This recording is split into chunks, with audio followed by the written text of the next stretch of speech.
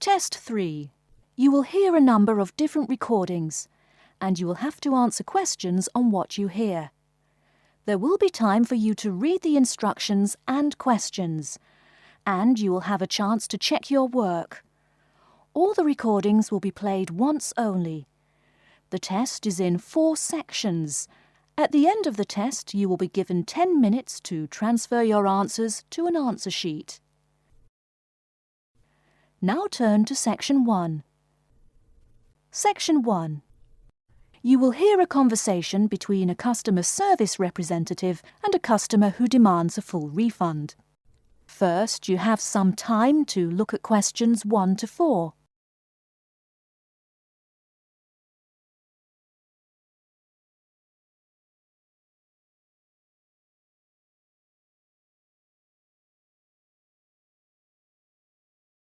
You will see that there is an example which has been done for you.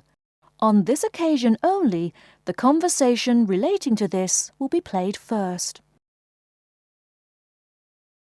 Hello and welcome to Under Pressure Enterprises Customer Service Department. This is Kelly. How may I help you? Yes, I'm calling about one of your rice cookers I just purchased.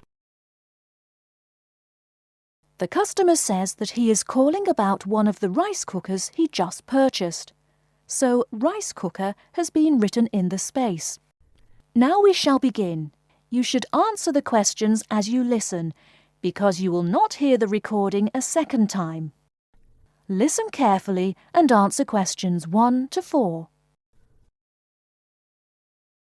Hello and welcome to Under Pressure Enterprises Customer Service Department. This is Kelly. How may I help you? Yes, I'm calling about one of your rice cookers I just purchased. What seems to be the problem, sir? Seems? There's no seeming about it. The blasted thing shoots hot steam all over the place, that's what.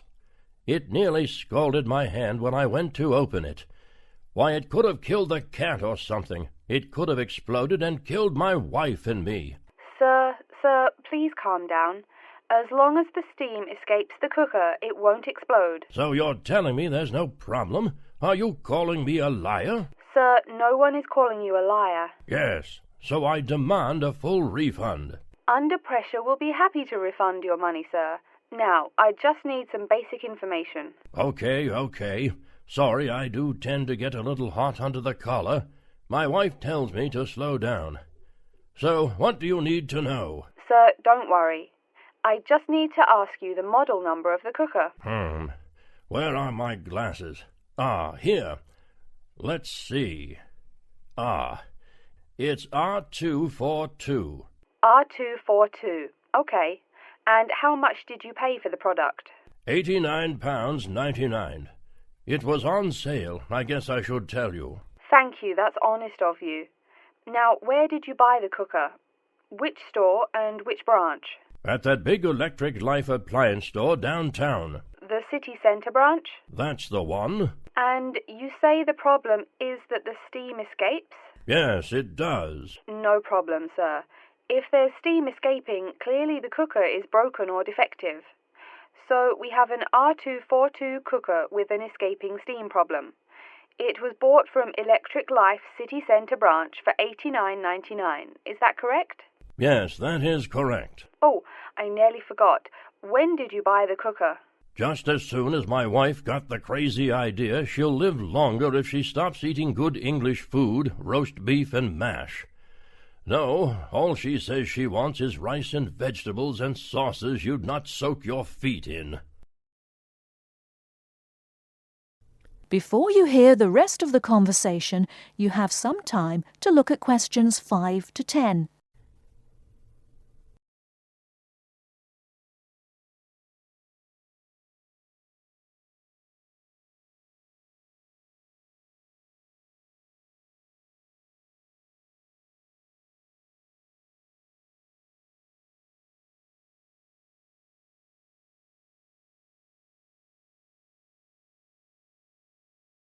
Now listen and answer questions 5 to 10.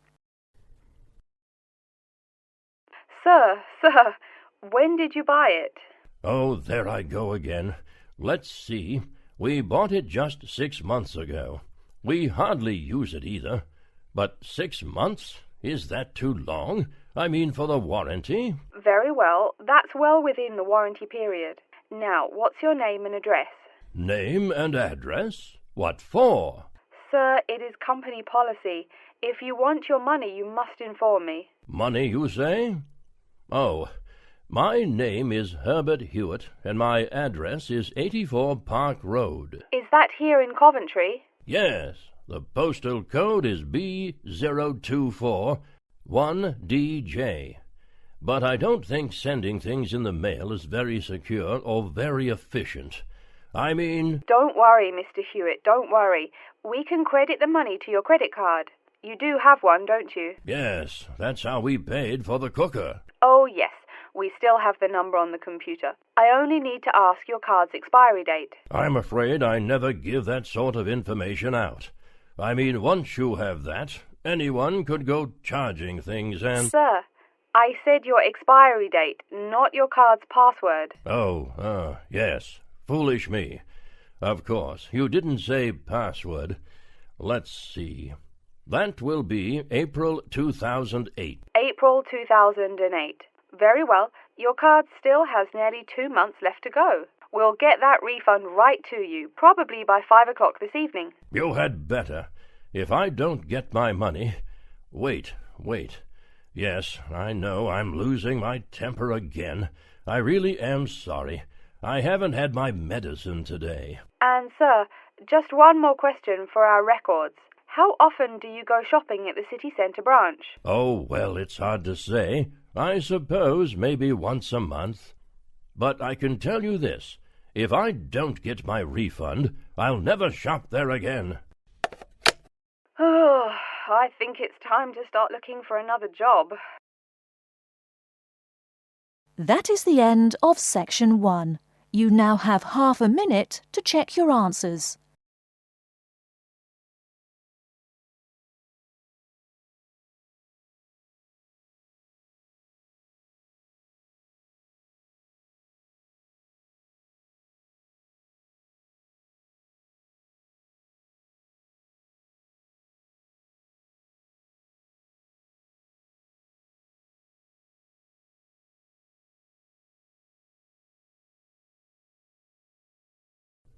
Now turn to Section 2.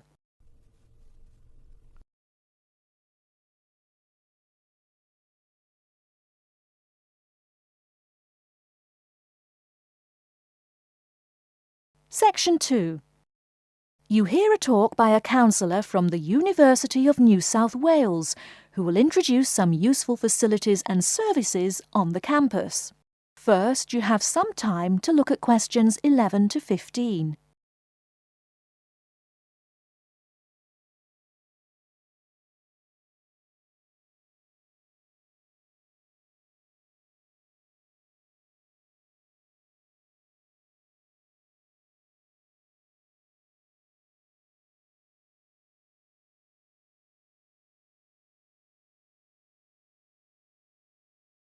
Now, listen carefully and answer questions 11 to 15. Hello everyone, and welcome to the University of New South Wales. The first thing I'd like to do at today's orientation session is get you all oriented. That means tell you the location of some useful facilities and services. So, first of all, take out the maps we gave you all as you came in the door. The map is the big yellow sheet of paper.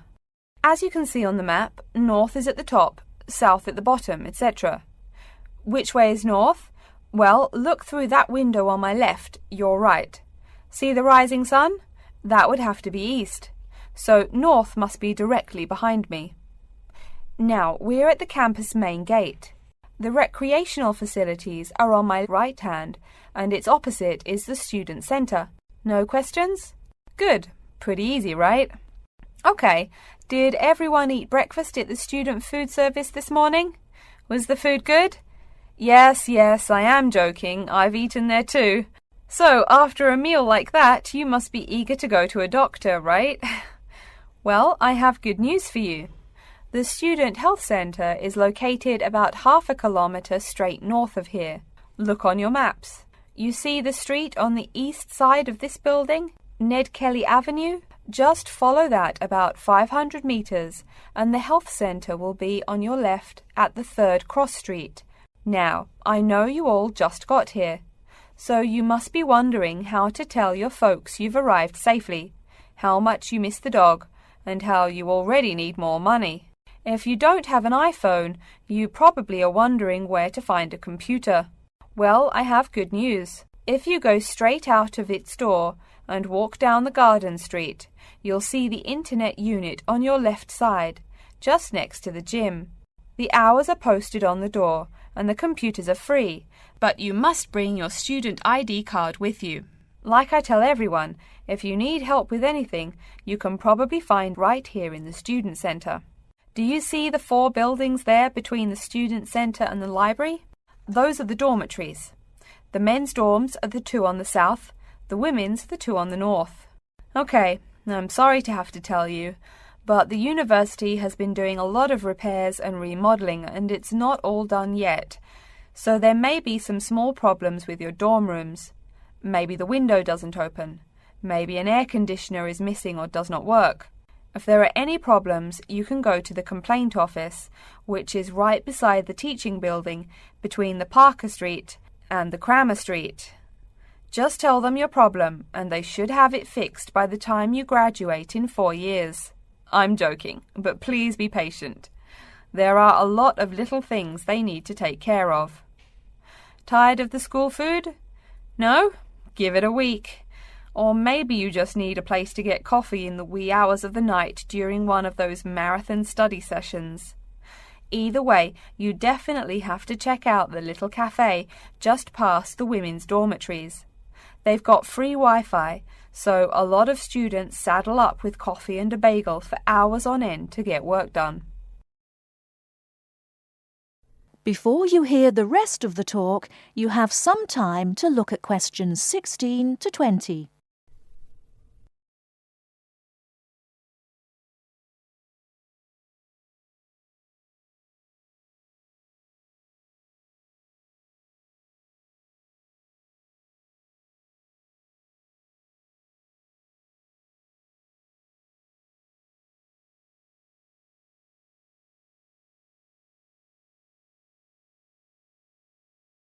Now listen and answer questions 16 to 20. As for the dorm rooms, I have some bad news and some good news. The bad news is the rooms are small and you'll probably be sharing space with at least 3 other students. The good news is that each room has its own bathroom. What's good about sharing a bathroom with 3 strangers? Good question. Okay, call it bad news and worse news. Hey, maybe try this for good news. Each dorm has a kitchen. If you want to make snacks or meals, you can do it there. You can buy food containers at any campus convenience store, so you can store your food in the kitchen. But a word of warning, you should definitely write your name on your food containers. Sad to say, there are food thieves among your fellow students. Speaking of thieves, a word about security. I mean, this is Australia, and we do get drunken bush rangers wandering onto campus. Each of you will be given a key for your dorm room. Don't lose it. You have to pay for any replacement and fill out a bunch of papers too. Red tape, huh? Your key does not work for the front door of your dorm, however. To the right of each door, there's a keypad with numbers. When you move in, they will tell you the code you use to enter the door. Please do not tell the code to people who do not live in the dorm. Let's see. Have I forgotten anything? Oh yes, most of you are not rich, correct? So when your clothes get dirty, you can't just throw them away and buy new ones. That means you have to learn to do laundry. Or, men, that means you have to hurry up and get married. If you decide to wash those clothes and not get married, there are laundries in each dorm. Where? Oh, I almost forgot to tell you. The laundry for each dorm is in the basement. Some real good news this time if you're a student. It is free. You do have to buy your own soap, however. The laundry closes, by the by, at 11:30. And now that I've mentioned 11:30, please remember, the dorm doors are locked at 11:30 p.m. Your code will not work. If you want to get in, you'll have to call the night watchman. Don't worry, you can get that number at the dorm office. Yes, the dorm office and the complaint office are the same office. All right then, before we continue, are there any questions? That is the end of section 2. You now have half a minute to check your answers.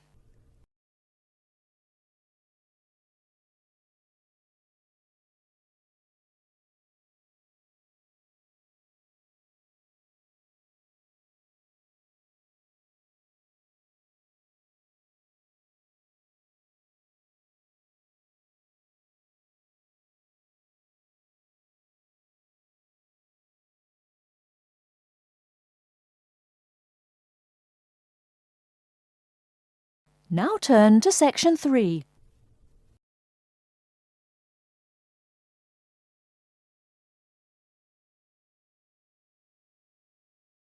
Section 3.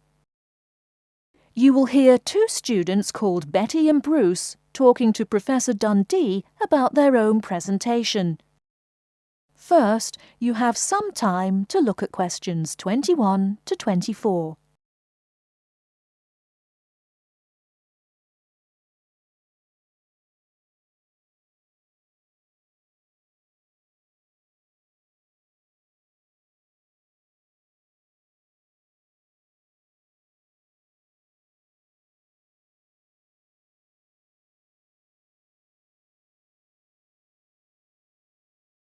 Now, listen carefully and answer questions 21 to 24. Come in. Professor Dundee, we're ready to make our presentation. Oh, yes. I did say 1 o'clock, didn't I? Please, sit down. So, who goes first? Bruce? Or you, Betty? I guess I could. Bruce is always a little shy. Not after he's had a lager for lunch, eh, Bruce? Ha ha! No, Betty really should go first. OK, well, I'm reporting on the effects of different marketing strategies on the cheese and oil markets. Different strategies obviously affect the sales volume differently. I looked at the sales in 2 countries, New Zealand and Colombia. And what did you find? Pray tell. Well, in New Zealand, the sales of both oil and cheese have declined pretty steadily, and in fact the sales have decreased more quickly than the population. On the other hand, in Colombia, the volume of sales for both products has remained the same.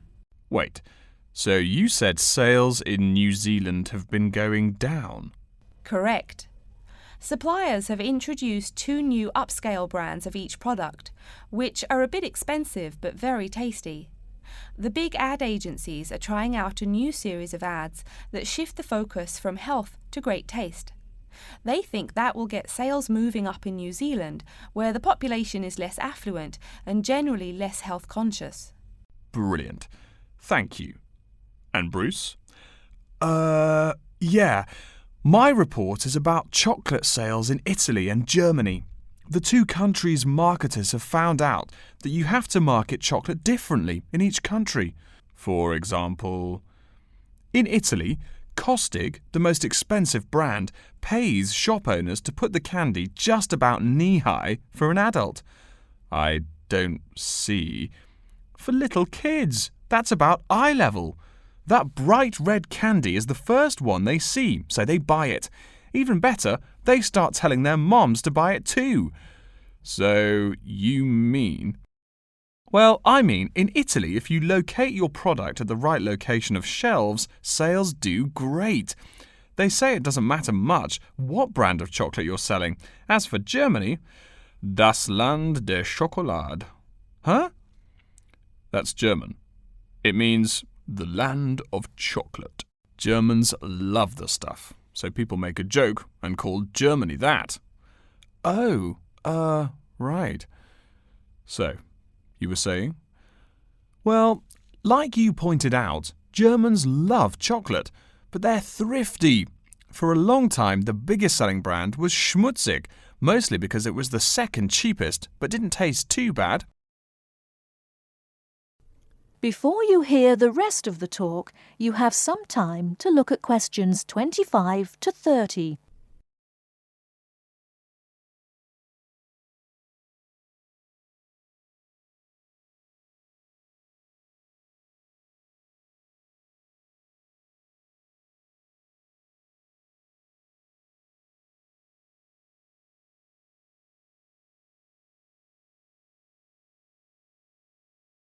Now listen and answer questions 25 to 30.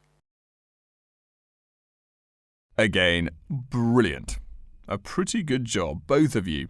Tell me, what do you plan to investigate next week? I'm especially interested in the effects of colour on sales of products, so I'll be looking at ads for cosmetics and cleaning products in the local market. You know, like the distinct orange colour of Mr. Muscle, lavatory cleaning products. And you, Bruce? I'm focusing on the effects of different containers on sales of cookies, so I'm going to look into packaging for cookies and how the materials they use will affect the image, and in turn, sales. You know, most containers are paper, but some expensive cookies come in metal boxes. The shiny metal boxes catch people's attention, and the image remains in the memory longer. Well, it sounds like you two are all set. But as always in this course, I urge you both to pay much more attention to the advertisement extensions. That's often the key. All right? Any questions for me before you go? No, I think I'm all set. Thanks. Me too. Thanks, Professor Dundee. See you later. That is the end of Section 3. You now have half a minute to check your answers.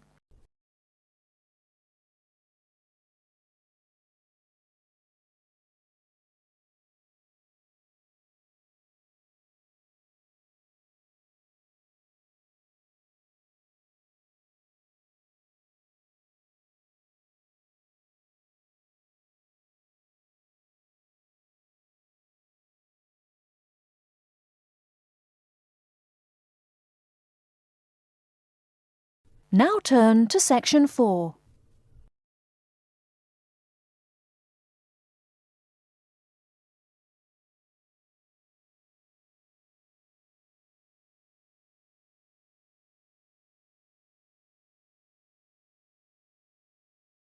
Section 4.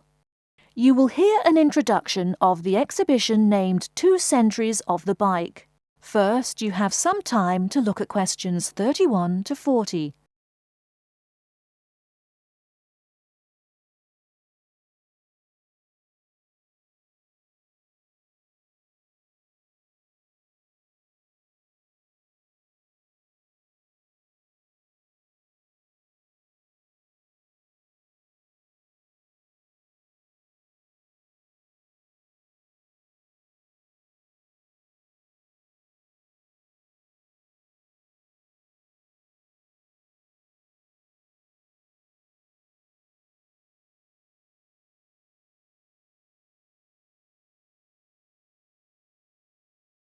Now listen carefully and answer questions 31 to 40.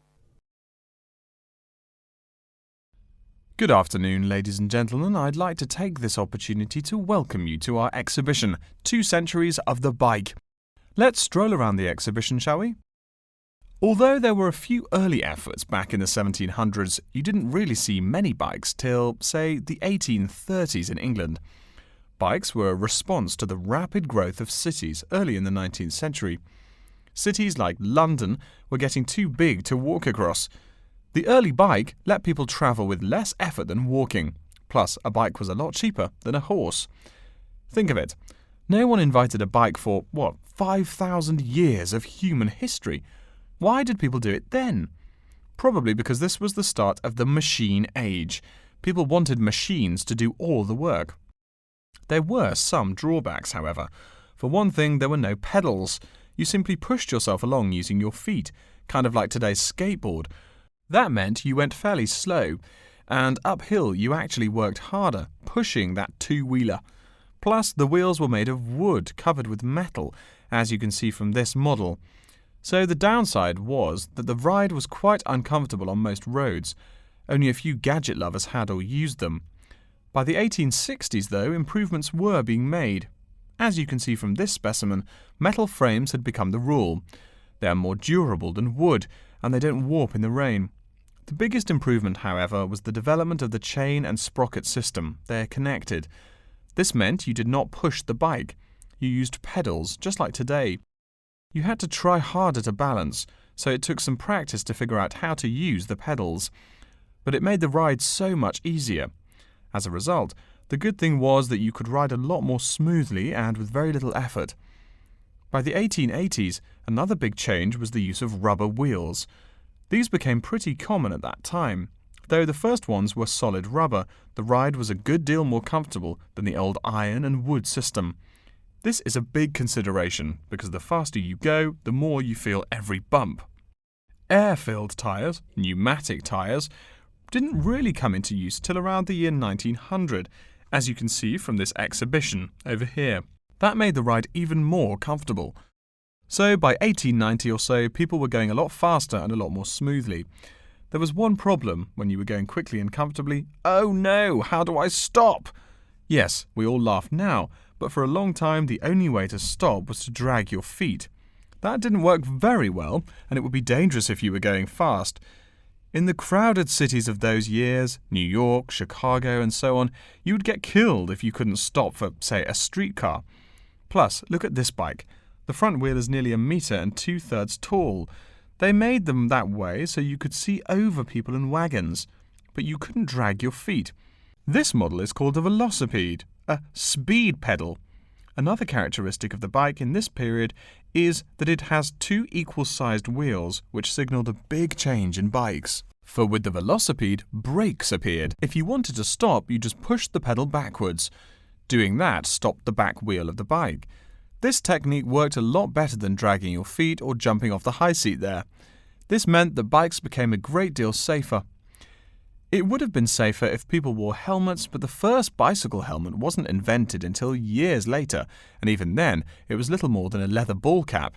It really wasn't until the 1970s that the bike helmet was modified to provide some real protection. Before continuing on to look at developments since the 1890s, let's say a word more about safety. Everyone knows if you're going downhill, you can get going dangerously fast. To go more than 100 kilometers an hour isn't all that difficult. But even on level ground, it's easy to go too quickly. On a city street, today's bicycles can be ridden at a speed of over 40 miles an hour over a short distance. That's about 64 kilometers an hour. Remember, you're on a bike, not in a car. There's nothing to protect you. People are killed in single bicycle accidents every day, just from hitting the road. A good rule to remember is, if you're going faster than the cars, slow down. And please wear a helmet. Nearly 1/4 of the epilepsy cases come from head injuries in accidents on bikes and motorcycles. I don't mean to scare you, but safety is everyone's business. What? Now that's a good question. Why are today's bikes so much faster? Well, it's not just that today's athletes are faster. The answer is partly mechanical. If you look closely here at the back wheel, you'll see a number of gears. Changing gears is what makes those fast speeds possible. You can shift gears depending on the terrain and how hard you wish to pedal. So you can put it on a higher gear for downhill and a lower gear for uphill travel to make it easier to climb that slope. You'll notice this gear shifting mechanism is attached to the back wheel, and when the rider shifts on the handlebar gear shifter, the chain moves to the appropriate sprocket. And, speaking of changing gears, let's look over here at our Tour de France exhibit. That is the end of section 4. You now have half a minute to check your answers.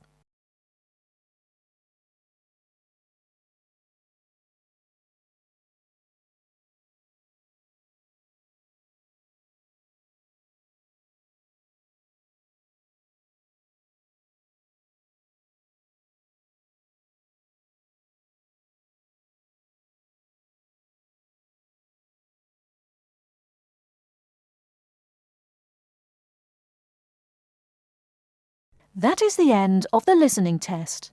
In the IELTS test, you will now have 10 minutes to transfer your answers to an answer sheet.